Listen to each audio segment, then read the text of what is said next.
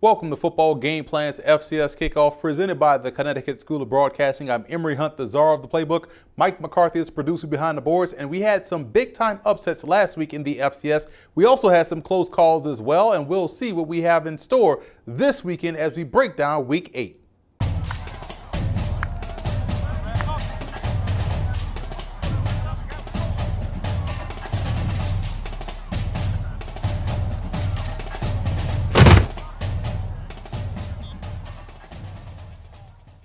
Here's what we have on tap for this episode. We'll take a trip to Smithfield, Rhode Island, and interview Bryant Bulldogs head coach James Perry. We've seen a lot of impactful newcomers in the FCS, and we'll spotlight some of those in our Freshman of Influence segment. And as always, we'll bring you around the FCS and preview a boatload of games, including our stats FCS Game of the Week. But first, let's get things kicked off by taking a look at some of the big storylines heading into Week 8 as we go into our 4-minute offense.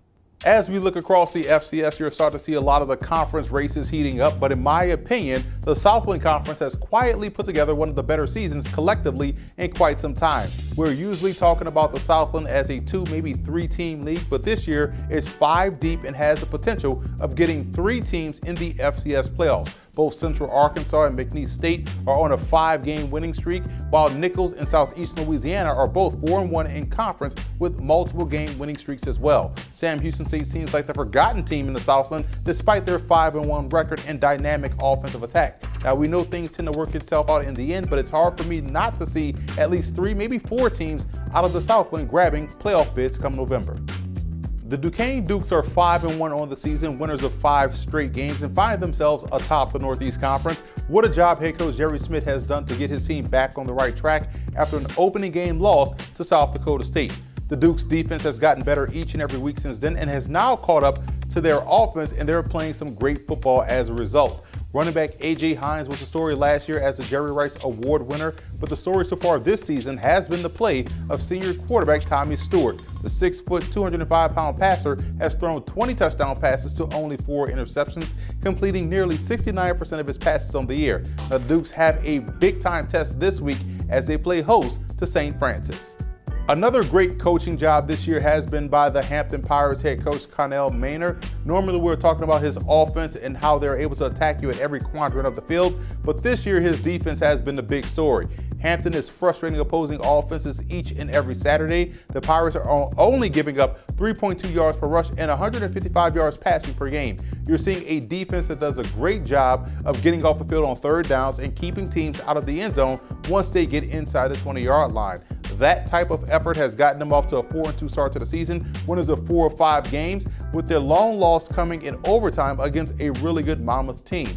Hampton right now is undefeated in MEAC play, and they don't play A&T this year, but they do play North Carolina Central in 3 weeks. Now, not to get ahead of things, but if they can keep up this pace defensively, the Pirates definitely have a shot to get to Atlanta for the Celebration Bowl.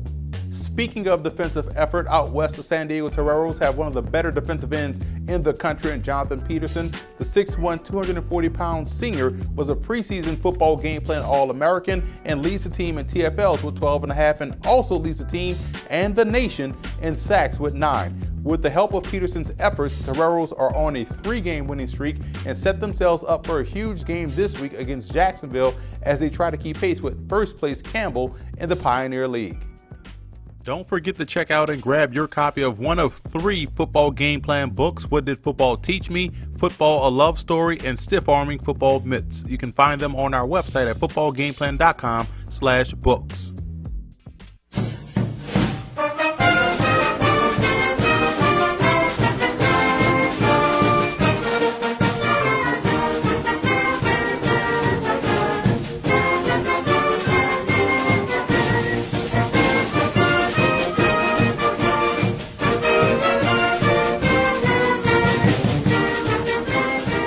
Welcome to another edition of Talking Ball with the Czar. I'm Emory Hunt, the czar of the playbook, here on the campus of Bryant University with new head football coach James Perry. Coach, I appreciate you taking time. Thank you for having me.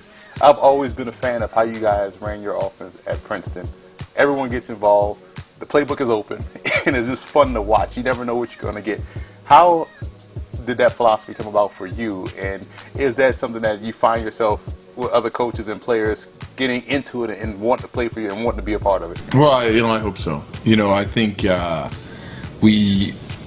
my vision always was to be as up-tempo as possible. We talk about playing fast around here. We take that very seriously. And 7 years ago, when I took that job, it was one of those situations where I knew I wanted to play fast. And then as time went on, we were able to get more and more people involved, more touches of various people, and had some good success with it. And now we're trying to do the same thing here at Bryant. Well, what's interesting is that if you're not paying attention, just going back to that offense, is you're using two quarterbacks. I remember watching, thinking like, oh, this guy, this running back they have is pretty good. He can catch it. And I'm like, wait a minute, it's the quarterback. Right. But and normally you hear people say, if you have two quarterbacks, you have none. But you found a way to make it work and keep everybody involved. Yep, and I think, for us, it's always about playing the best 11. And if you're going to be true to that, if, your second quarterback or third quarterback is in your best 11, you got to put them on the field. And, no matter what the skill set is of any guy that we have here at Bryant or anywhere else, it's, I'm not going to take it away from them. So their ability to throw, we're going to let them throw. And, sometimes you got 2 or 3 people on the field who can throw the ball in the same play. Which is fun.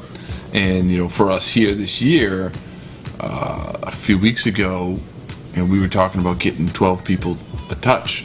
We got 12 different people catch the ball, and I said, what you're going to find is that's more the norm than the exception. We want to spread the ball out. We want to put, 6, 7 wideouts on the field. We want to put multiple quarterbacks on the field. We just, when you're playing fast, be able to get more people opportunities. You are an outstanding quarterback at Brown. And what's interesting is that I'm here talking to you, and my freshman year in college at University of Louisiana was your senior year at Brown.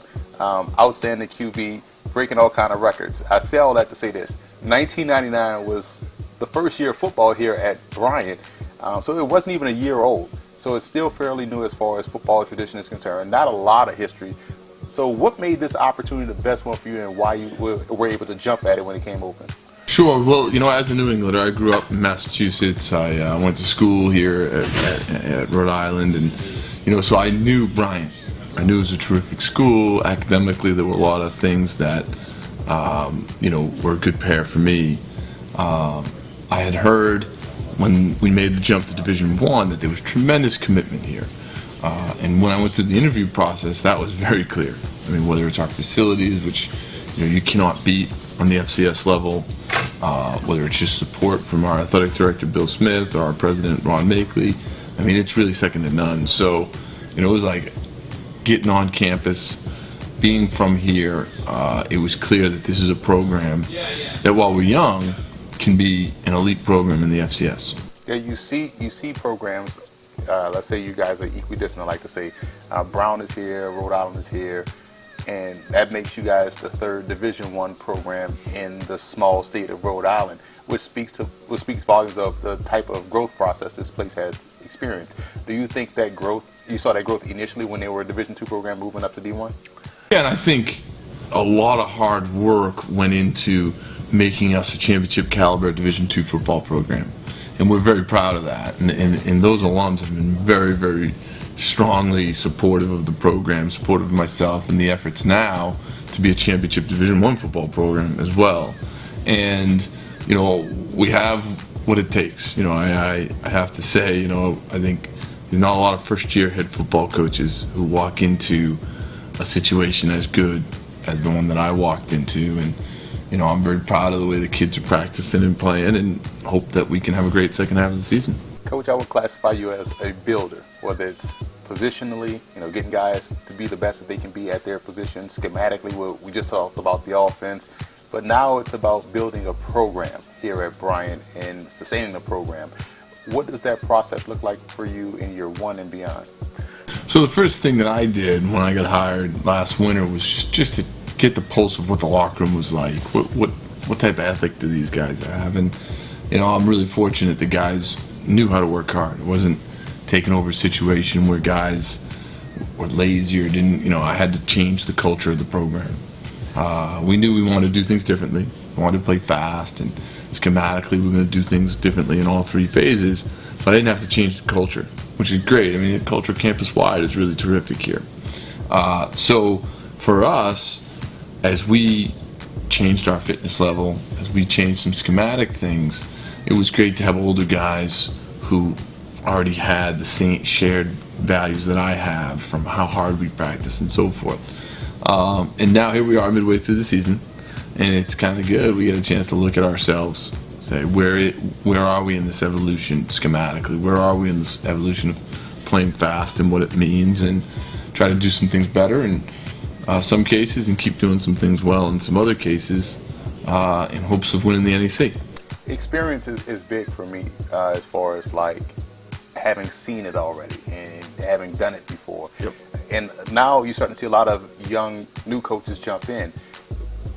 Do you feel as though your experience having coached so long before getting this opportunity kind of laid the foundation? Okay, I know what I'm doing once I get there, and building it from where it is? Yeah, and I'm lucky. I have some really good mentors. So I knew I wanted to be a head football coach for many years now, and as I spent the last 7 years under Bob Sarace, I was able to learn from him. When I worked for Phil Estes at Brown, I was able to learn from him. And I'm lucky in my own family. My brother was the head football coach. I met him at college before moving on, and he's a great resource. So, when you train your brain that way, you're able to hopefully hit the ground running a little bit better than if you were kind of surprised to be named the head football coach. And then even with our own staff here, our defensive coordinator Kevin Kelly was an FCS head football coach at Georgetown, and I definitely solicit those guys' advice, try to take the pulse of what's going on here, and put the kids in the best position, because they work too hard for us not to put them in a good position. There are so many lessons that you can learn from the game of football. People see it as just a collision sport, contact sport, but there's a lot of teaching that goes on. What would you say the game of football taught you? Well, I think it teaches you how to work hard, especially in difficult situations. And we around here, and myself, I know, I always embrace the physicality of the game. Even being a quarterback, there's something about the physicality of that game that makes you be able to deal with pressures a little bit better in your general life. Very few sports put you in a more of a crucible than football. So now that we're doing that as a coach, I try to take those same lessons I learned, how to handle all the moving parts and all the difficulties of a football play, and handle them with ease, and try to impart that on the team. One thing that's unique is that you're absolutely right.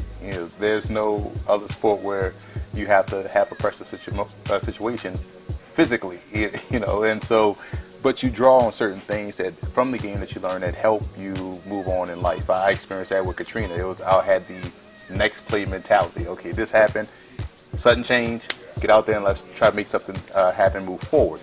And it's just a love for something that you are able to draw back from. And obviously, we all love football. You're coaching, you have to have a love for it. What is it that you love about the game the most? Yeah, so for us, it's become kind of a running joke that, between playing fast, and sometimes I'll say I want more football. We don't want to rest. We want more. I think your capacity to work, and this hopefully speaks to everybody, challenging your capacity to work is something that we all can learn from, right? It's you think you can't go one more step, and then you take that step and you realize you can. For us, we went 100 plays on offense, for example, and one way to look at it is, how are you going to handle 100 plays? And what we talk about around here is we want 105 next week, and trying to embrace that challenge. And that's something hopefully our kids are taking into their midterms this week, because not only is our bye week, it's midterms. So as they challenge themselves, you start saying, maybe I can't handle accounting, and you learn that, I take one more step, maybe I can. Coach, we remember a time where it was probably only 8 or 9 schools you knew about. Most of them were local, but now the country being small and it has shrunk because of the internet, and everyone is on TV or everybody's streaming games. And so I feel as though students are making more informed choices and exposed to more universities. Bryant is a terrific place, beautiful facilities, beautiful campus. Why would a student athlete choose Bryant? Well, I think what we have is a nice mix. We have this, a beautiful campus, like you said, a nice setting to go to school in, and we've taken going Division I athletics, including football, very seriously. So we have these great facilities, and my goal in getting those facilities out there and this tremendous academic reputation that we have out there is that eventually I'll get them on campus. And I believe that, I've never been to a more welcoming or friendly campus. These guys, I lived in the dorms last spring during my transition when the kids were still in school back in Princeton, and it was just amazing, just campus-wide, the support there is for football, support there is for the football program, just how energetic the student body is. So my belief, and it held up last year's recruiting class, and hopefully this year's, is if I can get them to campus, showing them some of these facilities that we have, these rankings that we have, and job placement, etc. If I can get them on campus, they're going to fall in love with it.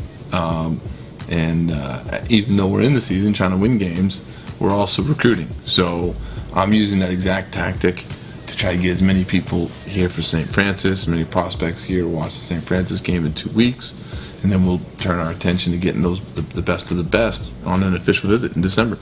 Well, last question, it just popped in my head, Coach. You mentioned you got the game against St. Francis, and the Ivy League I always thought was one of the stronger leagues in the FCS. How strong is the NEC? It's amazing. I watched the film when I first got here, and I had no starting point. So it's just from scratch. I was like, wow, there's really, really talented guys here. We have a number of guys who are NFL caliber talent. I'm like, okay, this is really terrific. And then this year, right on cue, across the league, we're winning games in the Patriot League. We won an FBS game this past weekend with St. Francis beating Liberty. And I'm like, I told you guys, I was watching this film. This league is getting better every year, and this is no exception. So, we're we get an automatic qualifier into the tournament, and heck, I wouldn't be surprised if in the years to come, multiple teams from this league go to the tournament. Coach, if history is of any indication, I think you're going to do a great job here, and Bryant fans definitely have a lot to look forward to, and we wish you the best of luck moving forward. Thank you. Thank you. A lot of people don't understand how hard it is to jump from high school football to Division I college football, and it's even harder not only to see the field as a freshman, but also make a significant impact. Well, these guys we're about to talk about have not only figured that out, but also how to do it and become a big-time freshman of influence. The Montana Grizzlies are getting great play from their quarterback, Gresh Jensen, who has thrown 13 touchdowns to only 6 interceptions. Jensen has also played great situational football, leading the Grizzlies to a 5-2 record. In the backfield, Presbyterian has a good one in Torrance Marable. This was a big question mark coming into the season as Darrell Bridges transferred to Chattanooga, but Marable stepped right in, and this offense hasn't missed a beat. The Mountain Hawks just churned out excellent receiving options, and their freshman, George Portorial, has been tremendous as the third option in Lehigh's offense, hauling in 32 receptions for 430 yards on the season. Up front along the offensive line, I've been impressed with Morgan State's right guard, Stephen Tuani. The 6'3", 285-pound freshman is a part of the trench mob for the Bears and has been stellar since week 1. Defensively, the Kennesaw State Owls are getting tremendous production from redshirt freshman linebacker Bryceman Armstrong, who's amongst the FCS best in the solo tackles department with 40 solo stops on the season. North Carolina A&T has a freshman corner that's definitely making an impact in Franklin McCain III. He has 5 interceptions on the season, bringing back a whopping 3 for touchdowns. And finally, kicker Trey Tuttle of Weber State has been literally perfect all season long. The freshman kicker has connected on all 13 of his field goal attempts for the Wildcats this season.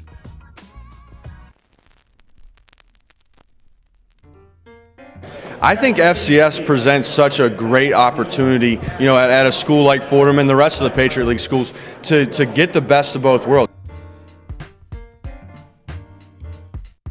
You're talking about, some of the top 60 academic institutions in the country. Combine that with, full scholarship Division I football that's able to compete on a national level. I think, from a recruiting standpoint and talking to other coaches, that's what we're identifying. We're identifying guys that academics and football are equally important. Not one more than the other, but truly equally important. I think that's the strength of FCS football, certainly in the Patriot League.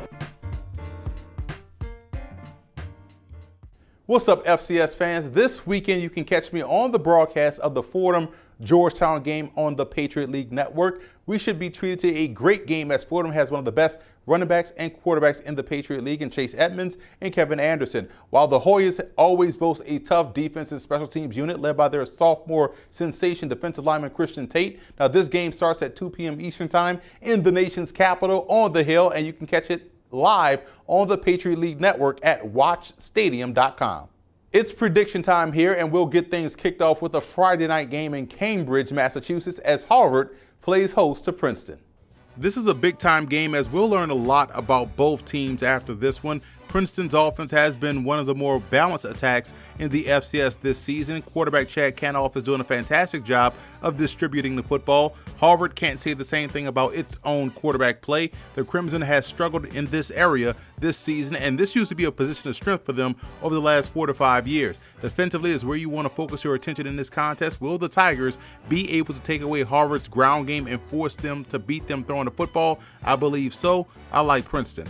We travel to the Southland Conference as Incarnate Word links up with McNeese State, and what a difference defensively it has been since head coach Lance Guidry took over the defense coming into the season. Last year, the defense wasn't its usual stout self, and this season, it's been a complete 180. And I'm a big fan of Incarnate's Word's ability to run the football. That helped them get a victory against Lamar. If they can have success there and shrink this ball game, then they have a shot. I won't say this is a trap game, but it is sandwiched in between a big-time matchup next week against Central Arkansas for the Cowboys. They'll take care of business this week against the Cardinals and move on to 6-1.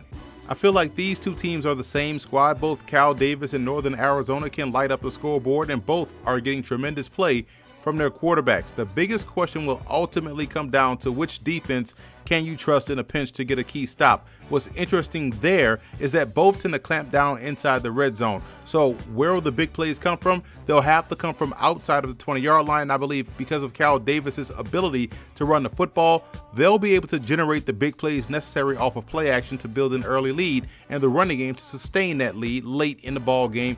I'm taking the Aggies. Morgan State travels down the road to the nation's capital to face the Howard Bison. It's homecoming for the Bison, and they welcome in a Morgan State squad that has found its groove offensively. Now, here's where this game gets interesting. Was last week's offensive explosion a sign of things to come for the Morgan State Bears, or was it just because it was against Savannah State? Now, we know Howard's go-go offense is always ready to roll, but the biggest question I have is about their defense. The Bison have given up nearly 250 yards per game on the ground and have struggled to turn the ball over. I think defense will win out in this one, so look for Morgan State to win 2 in a row and spoil Howard's homecoming. The two top teams in the Northeast Conference face off this week. The Red Flags got back on the winning track last week against Bryant, and this is a really good football team. They got caught sleepwalking last week, or 2 weeks ago, against Presbyterian. The best matchup in this ball game is between their secondary and the strong passing attack of Duquesne. Now, the Dukes quarterback Tommy Stewart is playing out of his mind right now. The 6', 205-pound signal caller has this offense rolling and is getting hot at the right time. Defensively for the Dukes, they're going to have to take away one element of the Red Flashes game. I would guess they'll do whatever it takes to stop the run. I just struggle to see them having enough defensively to slow down St. Francis. San Diego travels across the country to battle the Dolphins of Jacksonville University. The Toreros are riding a 3-game winning streak into town, and it's been because of their offense. Quarterback Anthony Lawrence is back to being efficient with the football, and their running game seems to have gotten off the mat this season. Speaking of the running game, that's where the Dolphins will attack opponents early and often throughout the course of a ball game. In the secondary, both Iman Smith and Griffin Garland do a great job of forcing turnovers and will have their hands full in this one against the Toreros. I like the well-balanced approach of San Diego, and it won't be affected by the early start time in this one. And what could possibly be one of the more underrated games of the weekend, Mercer travels to Furman, and what could be a playoff elimination game for both squads. The Bears and the Paladins are on a 3-game winning streak and are playing some of their best ball of the season. Mercer has to be able to win up front on both sides of the ball. The Paladins have owned both sides of the line of scrimmage this season, and the Bears defense has been solid this year and is definitely up for the challenge. Now, the Paladins want to come in and run the ball to set up their play-action passing game. In this contest, they may want to work in reverse just to loosen things up. Their defensive line has been outstanding. The Paladins have also done a great job resetting the line of scrimmage each and every game. I'm taking Mercer in this contest. The Bears, in my opinion, are a little bit more consistent on both sides of the ball and will win in a close one.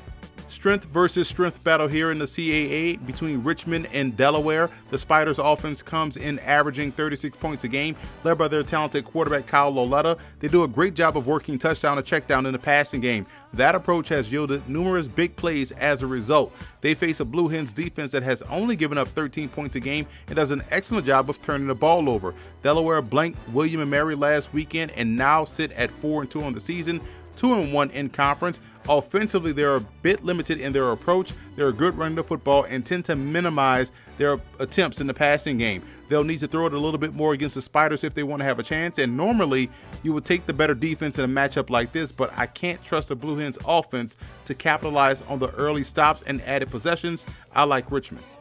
Bethune-Cookman and North Carolina A&T meet in a huge game in the MEAC. I don't think people understand how good the Wildcats are this season. Their record is 3-3, but they're a few plays away from being 4-2. The Wildcats have good defense, but they really need their offense to step up and return the favor inside the red zone. Especially in this ball game, the Wildcats can't squander any scoring opportunities as they'll be hard to come by against the Aggies. North Carolina A&T has arguably the best defense in the FCS and are playing mistake-free football for the most part on both sides of the ball. Their running game hasn't missed a beat and will be the reason why I feel as though they'll avoid the upset against Bethune-Cookman. Look for Markel Cartwright to have a field day on the ground.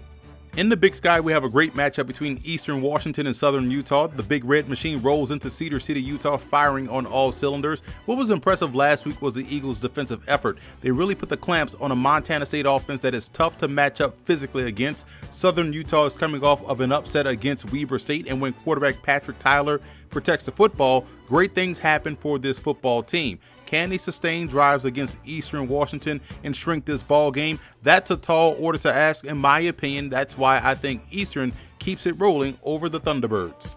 Over in the Pioneer League, Campbell plays Butler, and the Camels are looking like the class of the league as they're rolling right along this season. Campbell is sitting at 5-2 on the year, and their defense has been flat out balling. Butler has won 2 straight games and looks to pull off another stunner by knocking off the Camels. They've been able to win up front on both sides in these last 2 games. That's fighting right with the strength of this Campbell's football team. They'll be game, I believe, but the Camels are legit and they should take care of business in Indy this weekend. It's homecoming on the Jersey Shore as Monmouth welcomes the Flames to town. Liberty has been on a free fall since their impressive 3-0 start. They can't stop anyone and struggle to find consistency on offense. That's not what you want to hear traveling to face a red-hot Hawks team that has looked stellar since week 1. The biggest reason why the Hawks have been good is because they do not beat themselves. It's simple as that. Look for quarterback Kenji Bahar to become a household name and start to garner some Walter Payton Award interest after this ball game. I like Monmouth to win this one. This game should be one of the best games of the weekend. The Columbia Lions are flying high right now and are the talk of town out here in New York City. What head coach Al Bagnoli has done with this program has, at least in my opinion, earned him the Coach of the Year award already. But in this ball game versus Dartmouth, the Lions will have to finish. And when I say finish, I'm talking about keeping their foot on the gas against a big green squad that has the relentlessness of an Arturo Gatti Mickey Ward fight. Dartmouth has also gotten off to a good start. They've gotten great quarterback play from Jack Hennigan, and defensively, they're one of the best in the FCS. In this ball game, it'll be important for the Lions to not get one-dimensional in their offensive approach, and I have a sneaky suspicion that we'll see them throw the football more than they should, and that'll give the Big Green the additional stops they'll need to win the game. Western Illinois gets their shot to knock off the Bison as they travel to the Fargo Dome. The Leathernecks offense is a juggernaut. They roll up the yardage and the points now. Their defense has been an adventure this season as they've given up the yards and also given up the points in bunches. Now they're facing arguably the best defense in the FCS from a total defensive perspective. North Dakota State has shown the ability to play any style of game that they need to play and be successful. The fact that the Leathernecks can give you problems on both ends of offense gives them a chance in this game, but the defense of North Dakota State is just too strong, too consistent to have an off day. Your best chance is to have a good defense, and right now the Leathernecks do not. I like North Dakota State. Huge matchup in the SoCon between Sanford and Wofford, and both teams, despite their obvious difference, share a lot of similarities, and those similarities lie on the defensive side of the ball. We've seen both teams have strong performances, and we've also seen both teams have trouble stopping a nosebleed. In this contest, the Bulldogs' passing game and the pace in which they play will be something that the Terriers haven't seen yet this season. I wish you could say the same thing about Sanford not seeing an option team, as they've already faced the Citadel and performed pretty well in that ball game against them. Now, this is going to be another instant classic, and I like Sanford to pull off the upset and knock Wofford from the ranks, some of the unbeatens. In the Missouri Valley Conference, we have another pivotal matchup. This time it's the Coyotes of South Dakota taking on the Redbirds of Illinois State. And South Dakota has continued to play its brand of football en route to an unblemished record. They do what is needed to do to win a ball game, whether it's scoring 30 points or 40 points or just playing stout defense. South Dakota has it cooking this year. Illinois State has dropped 2 straight games, and you can look directly to the turnover margin as a direct reason why. Quarterback Jake Kolb has tossed 6 interceptions in the last 2 weeks, 3 in each game, which has really set this team back. And I would expect ball security to be the biggest priority for the Redbirds, so much so that I can see them not being as aggressive offensively. I like South Dakota.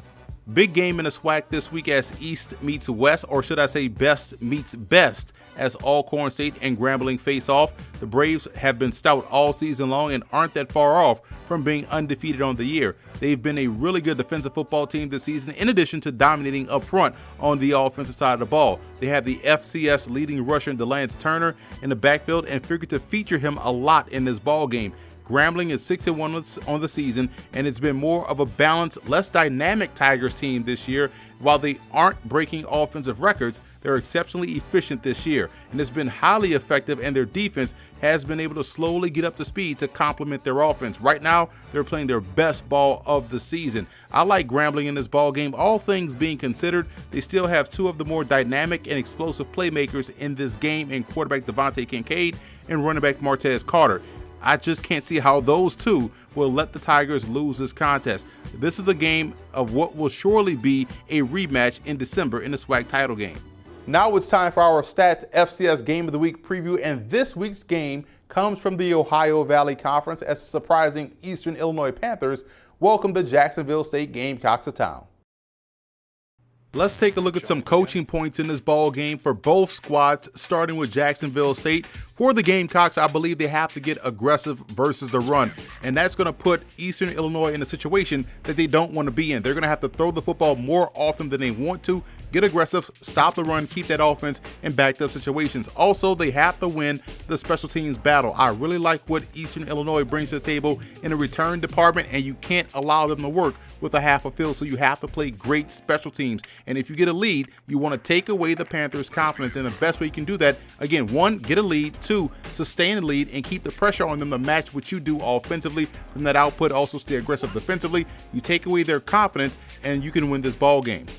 And for the Panthers in this contest, be ready to win in the trenches. This is where Jacksonville State hangs their hats. This is where they make their hay. This is where they win ball games on both sides of the line of scrimmage. Eastern Illinois has to be up to the challenge in order to have a chance to win. And they want to make Brian Horn, the quarterback of Jacksonville State, beat them throwing the football. If they can take away his ability as a runner and force him to sit back there in the pocket and throw the football 25 to 30 times a game, then I think that's playing winning football for the Panthers. And most importantly, you have to protect the football. You can't give up any easy turnovers to this Gamecocks football team. No interceptions, no fumbles. Don't give them a half a field to work with. If they can protect the football and get their running game going and shrink this ball game, I think they have a real good chance of knocking off JSU.